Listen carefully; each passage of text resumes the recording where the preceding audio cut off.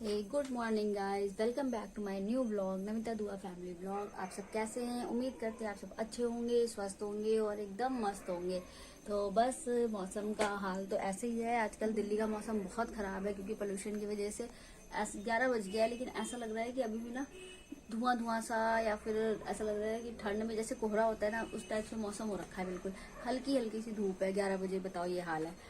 और बस हमारा भी नहाना वाना हो चुका है, पूजा पाठ भी हो चुकी है और अब नाश्ता वास्ता करने की तैयारी है। दिशा भी ट्यूशन चली गई है क्योंकि उसकी छुट्टियां हो गई थी, ये पोल्यूशन की वजह से स्कूल बंद हो गए थे, तो टेस्ट भी शुरू होने वाले हैं, तो स्कूल चली गई है स्कूल।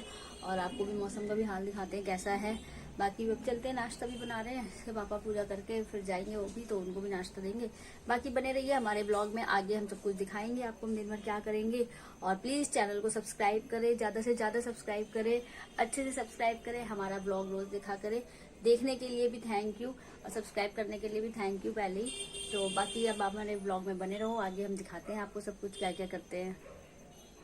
यहाँ मैं बना रही हूँ बैगन का भरता, जो कि मैंने पहले बैगन को ना गैस पे भून लिया है, उसके बाद मैंने इसमें तड़का लगाया है सारा कुछ डाल के। तो बैगन का भरता मेरा रेडी हो गया है। अब मैं पराठे बनाऊंगी फटाफट और इसके पापा को नाश्ता दूंगी, खुद भी नाश्ता करूंगी क्योंकि अभी तक मैंने भी नहीं किया है। तो बस यहाँ पे बैगन का भरता तैयार हो गया है, उसके बाद नाश्ता करते हैं फटाफट।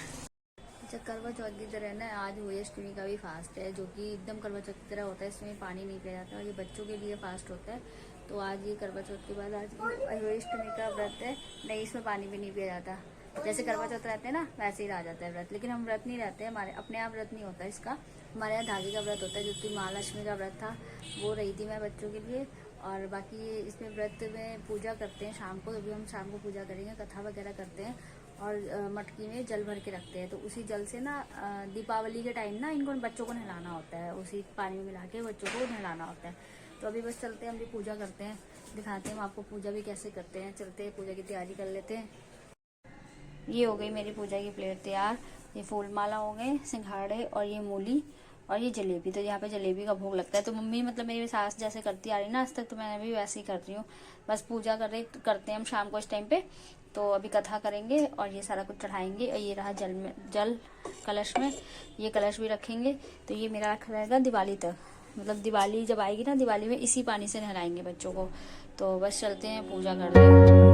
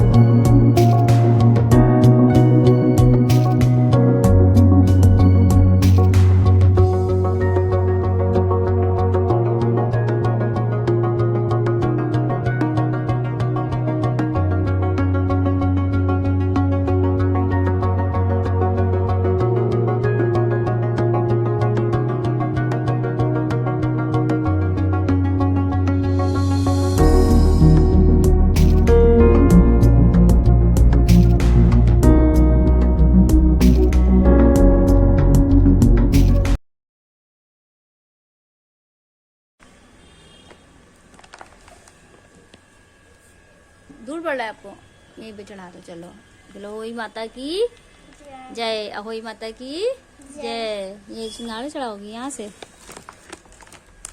चढ़ा दो। बस बस बस, बाकी मंदिर में देने हैं बेटा। चलो वहाँ से उठा देंगे अहोई माता से। चलो वो कथा कर लेते हैं, है ना, कथा कर लेते हैं और आरती कर लेते हैं, जोत जलाते हैं।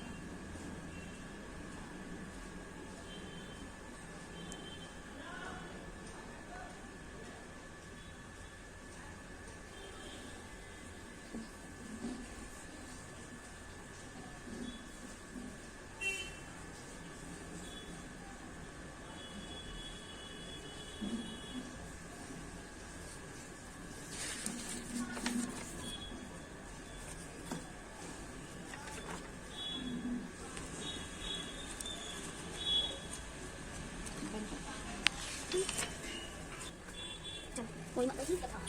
एक नगर में एक साहू का घाट रखा था, उसके साथ रहते थे। एक दिन उसकी स्त्री खदान में मिट्टी खोदने के लिए गई और जो है उसने जाकर कुदाली मारी, त्यों सही के बच्चे कुदाल की चोट से सदा के लिए सो गए। इसके बाद उसने कुदाल को स्याहू के खून से सना देख उसे सही के बच्चों के मर जाने का बड़ा दुख हुआ, परंतु वह विवश थी और यह काम उसे अनजाने में हो गया था। इसके बाद वह मिट्टी लिए खेत करती हुई अपने घर आ गई और उधर जब सही अपने घर में आई तो अपने बच्चों को मारा देखकर नाना प्रकार से करने लगी और ईश्वर से प्रार्थना की जिसने मेरे बच्चों को मारा है उसे भी इसी प्रकार का कष्ट होना चाहिए। तत्पश्चात सेठी के श्राप से सेठानी के सातों लड़के एक ही साल के अंदर समाप्त हो गए और हाथ मर गया। इस प्रकार अपने बच्चों को अचानक काल के मुंह में समाये जाने पर सेठ सेठानी इतनी दुखी हुई कि उन्होंने किसी तीर्थ पर जाकर अपने प्राणों को तज देना उचित समझा। इसके बाद वे घर बार छोड़कर पैदल ही किसी ओर चल दिए और खाने की ओर कोई ध्यान न देकर जब तक उनमें कुछ भी शक्ति और साहस रहा तब तक वह चलते ही रहे और जब वे पूछता अशक्त हो गए तो अंत में मूर्छित होकर गिर पड़े। उनकी ऐसी दशा देखकर भगवान करुणासागर ने उनको मृत्यु से बचाने के लिए उनके पापों का अंत किया और इस अवसर पर आकाशवाणी हुई है सेठ तेरी सेठानी ने मिट्टी खोदते समय ध्यान न देकर सेठ के बच्चे को मार दिया।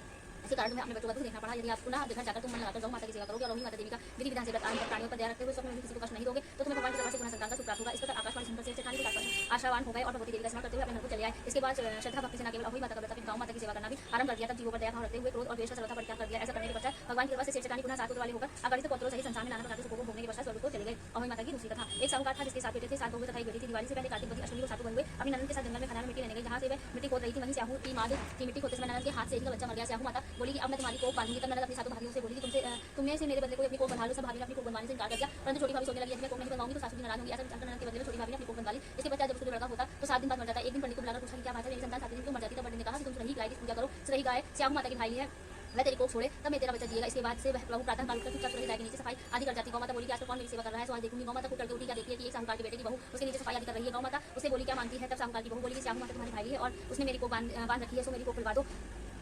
गौ माता ने कहा अच्छा। अब तो मैं गौ माता समुद्र पार कर अपनी भाई के पास उसको लेकर चली। रास्ते में कड़ी धूप थी, सो वे दोनों एक पेड़ के नीचे बैठ गए। थोड़ी देर में एक सांप आया, उसी पेड़ पर गरुड़ पक्षी का बच्चा था। सांप उसको डसने लगा। तब साहूकार की बहू ने सांप मारकर ढाल के नीचे दबा दिया और बच्चों को बचा लिया। थोड़ी देर में गरुड़ पंखुड़ी आई तो वहां खून पड़ा देखकर साहूकार की बहू के चोट मारने लगे। तब साहूकार ने बोली कि मैंने तेरे बच्चे को नहीं मारा बल्कि साथ तेरे बच्चे को डसने को आया था। मैंने तो उसे अपने तेरे बच्चे की रक्षा की है। ये सुनकर गरुड़ पंखुड़ी बोली कि मां तू क्या मांगती है। मैं बोली सात समुद्र पर पास स्याहू माता रहती है, हमें तो उसके पास पहुंचा दे। तब गरुड़ पंखुड़ी ने दोनों को अपनी पीठ पर बैठाकर स्याहू माता के पास पहुंचा दिया। स्याहू माता उन्हें देखकर बोली कि आ बहन बहुत दिनों में आई है। फिर कहने लगी कि बहन मेरे सिर में तू पड़ गई है। तब सुरही के कहने पर साहूकार की बहू ने सलाई से उनकी जुएं निकाल दी। इस पर स्याही माता प्रसन्न होकर बोली कि तूने मेरे सिर से बहुत सलाई डाली, इसलिए तेरे 7 बेटे और 7 बहू होंगी। मैं बोली मेरे तो एक भी बेटा नहीं है, 7 बेटे कहां से होंगे। स्याहू माता बोली वचन दिया, वचन से तो धोबी के कुंडली पर कंकरी हूं। तब साहूकार की बहू बोली मेरी कोख तुम्हारे पास बंद पड़ी है। यह सुन स्याहू माता बोली कि तूने मुझे ठग लिया।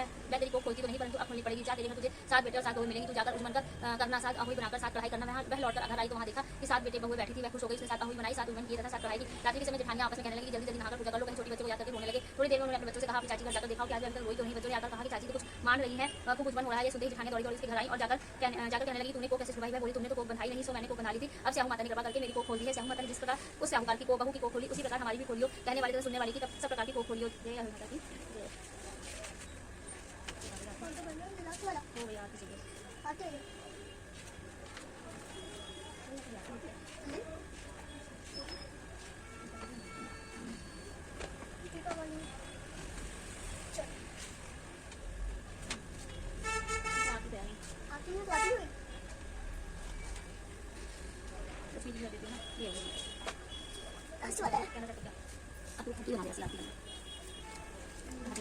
ऐसे करूँगा मम्मी ने कहा माता ने दिखाई को मैं उठा लेना हाथ में। मैं अभी तो करूँगी कहीं ना बना दी।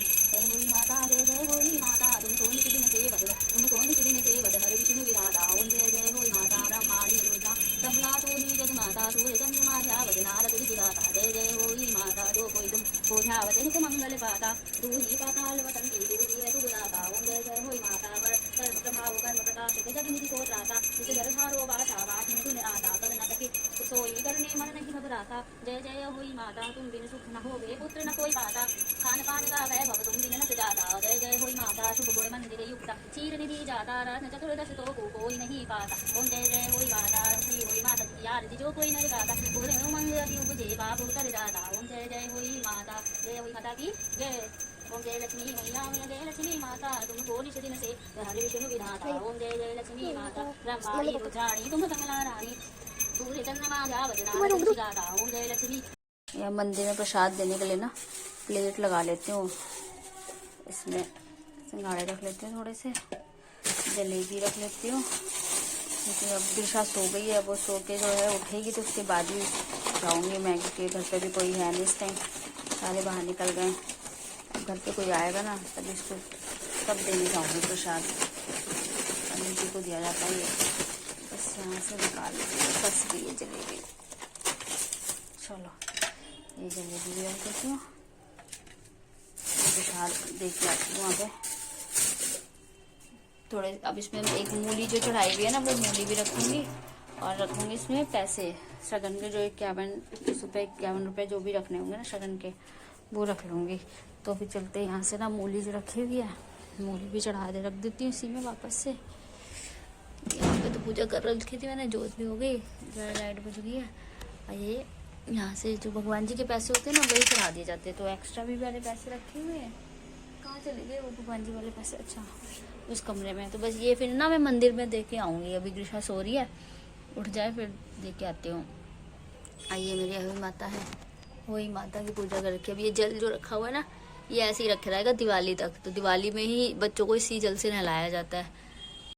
चलते हैं ये भी ना मंदिर में देख के आते हैं। चुन्नी कहाँ गई मेरी, चुन्नी ले लूँ। चलो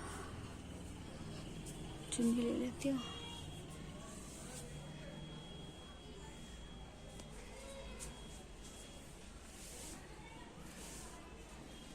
ले लिया मैंने चुन्नी। अब चलते हैं फटाफट मंदिर में, देख के आते हैं। बाकी की विशा अभी सो रही है, ये सोती रहेगी 5-10 मिनट तक। 5 मिनट में मंदिर पास में ही देख के आ जाती हूँ, इसको सोने देती हूँ यहीं पे। चुन्नी लेके चलते हैं, देख के आते हैं प्रसाद।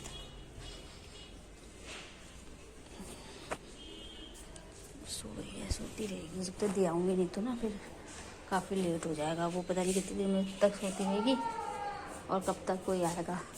तो मैं चल के नीचे देख के ही आती हूँ पहले।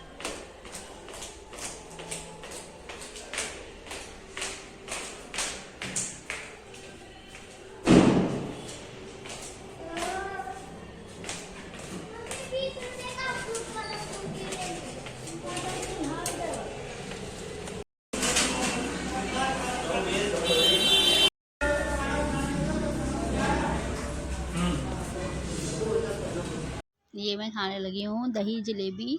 जो कि यूपी साइड से होंगे ना उनको पता होगा कि दही जलेबी का कॉम्बिनेशन कैसा होता है।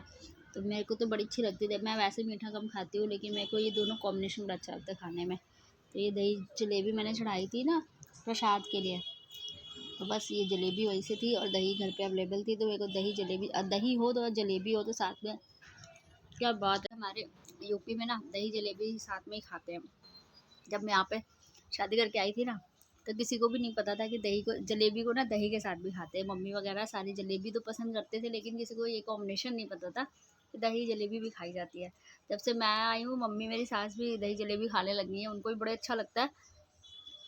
और जो खाते हैं ना उन लोगों को भी मम्मी बोलती है कि दही, एक बार जलेबी को ना दही के साथ खा के देखो, बहुत टेस्टी लगता है।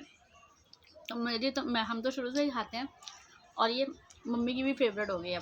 वो भी दही जलेबी ज़रूर खाती है, उनको भी बड़ी अच्छी लगती है। तो मुझे तो मीठे के चक्कर में ना वैसे भी, और यूपी साइड में अगर जो भी यूपी से होगा उसको पता ही होगा, यूपी साइड में ये दही जलेबी ही फेमस है। लखनऊ हो, कानपुर हो, इन सब जगह आपको दही जलेबी